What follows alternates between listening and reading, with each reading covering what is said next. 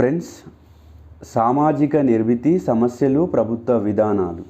Please subscribe to Telangana Pratibha YouTube channel. Please like, share and comment. Friends, Nirbhaya case బాధ్యులను శిక్షించడం, మహిళా భద్రతకు తీసుకోవాల్సిన చర్యలను సూచించడానికి ఏర్పడిన కమిటీ ఉషా మెహ్రా కమిటీ. రసాయన నపుంసకత్వంను శిక్షను ప్రతిపాదించే సుప్రీంకోర్టు కృష్ణ అయ్యర్.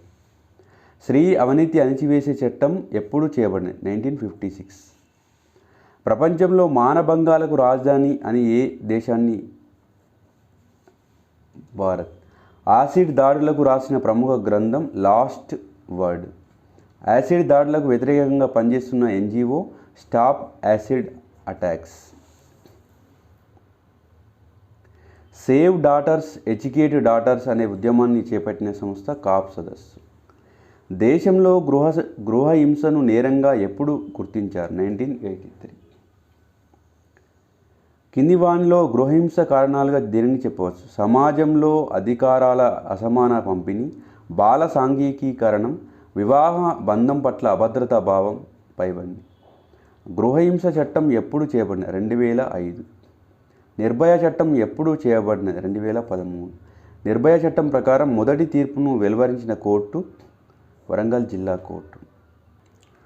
ప్రాంతీయతత్వం అనగానే ఒక ప్రాంతానికి చెందిన వారిపై అధిక ప్రేమ ఉండటం, తమ ప్రాంతం కాని వారిని ద్వేషించటం.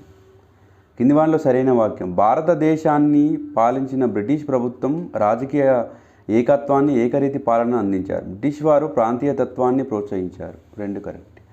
ప్రాంతీయతత్వానికి గల కారణాలు: భౌగోళిక కారణాలు, చారిత్రక కారణాలు, రాజకీయ కారణాలు. కింది వారిలో సరైన వాటిని గుర్తించండి. కేంద్ర ప్రభుత్వం నిరంతర అశ్రద్ధ వల్ల ప్రాంతీయతత్వం బలపడును. కేంద్ర ప్రభుత్వం విధించే 356 నిబంధన వల్ల ప్రాంతీయతత్వం ఏర్పడును.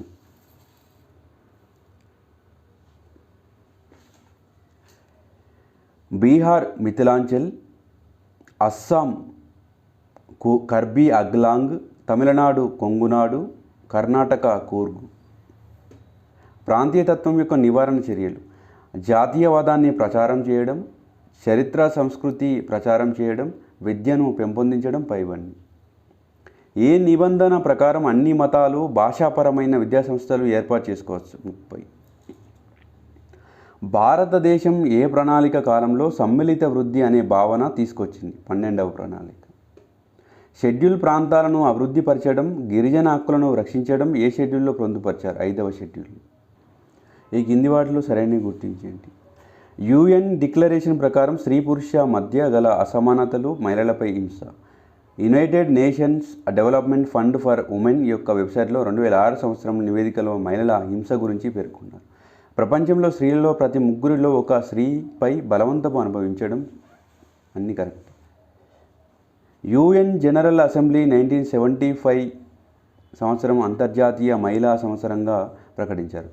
సామాజికంగా పరిణితి పొందిన వారు లేదా పరస్పర వ్యక్తిగత నైపుణ్యాలు కొరబడిన వారు బాధితులు. భర్త మెటర్నిటీ వారు రోగపూరిత మూర్తితత్వం కలిగిన వారైనప్పుడు హింస బాధితులు. గృహాంతర్గత హింస: వరకట్నం, వయోధిక స్త్రీలను సరిగా చూడకపోవడం. సామాజిక హింస: అమ్మాయిగా పుడుతుందని నిర్ధారణ అయితే గర్భస్రావం చేయించుకోమని బలవంతం చేయడం. నేరపూరిత హింస అనేది మానభంగాలు, అపహరణ, హత్యలు. సరైనవి గుర్తించండి. ఏబిసి అన్ని సరైనవే. దేశంలో అనాది కాలం నుండి వస్తున్న పితృస్వామిక వ్యవస్థ వలన మహిళలపై హింస జరుగుతుంది. వరకట్న వ్యవస్థ: సమాజంలో నైతిక విలువలను కోల్పోవడం వలన. ఎన్సీఆర్బీ క్రైమ్ నుండి ఇండియా రిపోర్ట్ రామ్ హౌహాజా ప్రకారం ఇంట్లోనే లైంగిక దాడులకు అవకాశం ఎక్కువ. స్త్రీల మరియు మహిళల కిడ్నాప్లో ఎక్కువగా 15 నుంచి 30 సంవత్సరాల మధ్య వయస్సు వారు ఉన్నారు. అపహరణకు ప్రధాన కారణాలు భిక్షాటన, పడుపు వృత్తి, ప్రతీకారం చెల్లింపు. మహిళలపై యాసిడ్ దాడులపై రాసిన ప్రముఖ గ్రంథం లాస్ట్ వర్డ్, నిఖిల్ దోవల్. మహిళపై యాసిడ్ దాడులకు వ్యతిరేకంగా అలోక్ దీక్షిత్ ఆధ్వర్యంలో పనిచేస్తున్న NGO stop acid attacks. 326 IPC Indian penal code ప్రకారం శిక్ష జీవితకాలం వరకు ఉండవచ్చు. జేసీఎంఆర్ జేసీఆర్ఎం ఆధ్వర్యంలో సుప్రీంకోర్టు బెంచ్ 2013లో ఇచ్చిన తీర్పుతో కేంద్ర రాష్ట్ర ప్రభుత్వాలు 2015 మార్చి 3 మార్గదర్శకాలు జారీ చేయమని నిర్దేశించింది. 18 సంవత్సరాలలోపు వయసు గల వారికి యాసిడ్ అమ్మరాదు. యాసిడ్ దాడి చేసిన వారిపై నాన్ బెయిల్ అరెస్ట్ వారెంట్ ఇవ్వాలి. పరువు హత్యలు ఎక్కువగా కావు పంచాయతీలు గల ప్రాంతంలో కనిపిస్తాయి. పరువు హత్యలు దేశంలో మనోజ్ బాబ్లీ హత్యలో వెలుగులోకి వచ్చినది. దేశంలో అతిపెద్ద కాప్ పంచాయతీ అయిన నత్రోల్ కావ్ 2014 కులాంతర వివాహాలు అనుమతించింది. 2015లో జరిగిన కాప్ సదస్సు సేవ్ డాటర్స్ ఎడ్యుకేట్ డాటర్స్ అనే ఉద్యమాన్ని చేపట్టింది. దేశంలో 40 నుంచి 80% మంది మహిళలు గృహహింసలో బాధితులు ఉన్నారనే ప్రణాళిక సంఘం అధ్యయనం. ఎన్జిఓ వేసిన పిటిషన్ ఆధారంగా ఎస్సీ 2018లో కాప్ పంచాయతీలు వివాహ సంబంధాల విషయాల్లో జోక్యం చేసుకోవడానికి వీల్లేదని తీర్పునిచ్చింది. లైంగిక గృహహింస, గాయపరచడం, తాగమని కొట్టడం,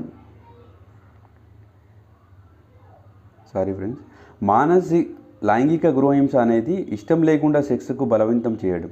మానసిక పరమైన గృహహింస అనేది ఆర్థిక వనరుల రీత్యా తన భాగస్వామి స్వేచ్ఛను నియంత్రించడం. గాంధీజీ ఏ ఉద్యమ సందర్భంలో గుజరాత్ సభ అనే సంస్థను స్థాపించారు? ఖేడా సత్యాగ్రహం. కింది వారిలో ఎవరు ప్రభుత్వం 1917లో నియమించిన చంపారన్ వ్యవసాయిక దర్యాప్తు కమిటీలో సభ్యులుగా ఉన్నారు? మహాత్మా గాంధీ.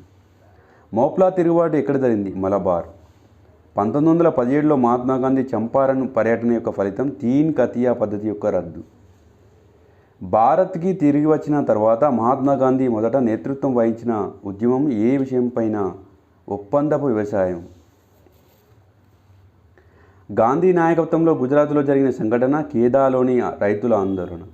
దీనబంధు మిత్ర రాసిన నీలి దర్పణ్ నాటకం ఎవరి అణచివేతకు గురి చేసింది? ఇండిగో రైతులు. దక్కన్ వ్యవసాయదారుల రిలీఫ్ చట్టం 1879 ఎవరి నుండి రైతులు దోపిడీకి గురి కాకుండా రక్షణ కల్పించింది? వడ్డీ వ్యాపారులు. కాలక్రమానుగతంగా అమర్చండి. నీలిమందు తిరుగుబాటులో 1859 ఫస్ట్. దక్కన్ తిరుగుబాట్లు సెకండ్.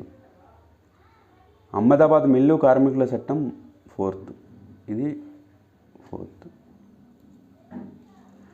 కింది వాణిని గాంధీజీ బీహార్లోని ఏ ప్రాంతంలో సత్యాగ్రహం నిర్వహించాడు? చంపారన్. అఖిల భారత కిసాన్ సభ మొదటి సమావేశానికి అధ్యక్షత వహించింది సహజానంద సరస్వతి.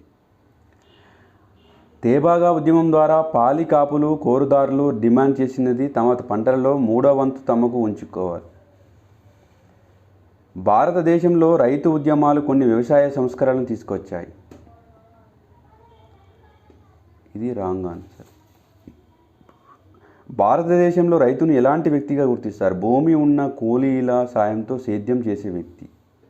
మార్క్స్ ప్రకారం రైతాంగం విప్లవ వర్గంగా ఉండలేదు. అందుకు కారణం వారు భౌగోళికంగా చెదిరిపోయి ఉండటం. Please like, share and comment friends.